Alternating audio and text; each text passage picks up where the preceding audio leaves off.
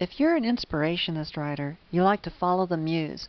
You come to a story with a little bit of dialogue or a piece of action, or maybe just some subject matter that you're interested in exploring.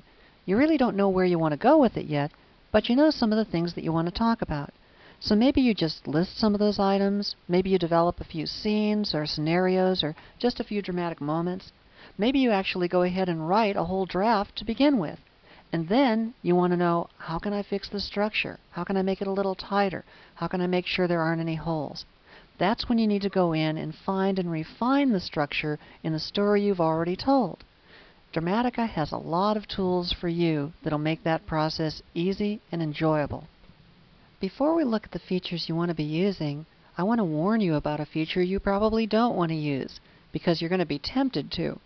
Up here where it says Start Here for the story guide, well, this story guide is designed to take you step by step from concept to completion of a finished treatment. And it's designed specifically for new users. So why would you not want to use it?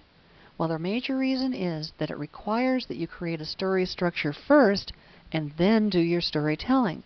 Now, if you're an inspirationist, you're going to have a lot of trouble trying to go through and pick the answers to questions that you have no clue what you're going to do yet. Instead, you go through and arbitrarily pick the answers and end up with a structure that's kind of meaningless to you, and then try to do your storytelling on top of it. After all, if you determined that your objective story concern was the past, and then later you were told, now illustrate how the past is your objective story concern, as an inspirationist, you're going to be totally lost. So my recommendation is only go to the story guide if you have a real sound structural background and don't mind structuring first. Unfortunately, there is no story guide path designed specifically for inspirationists. But you can sort of make one of your own here in the query system.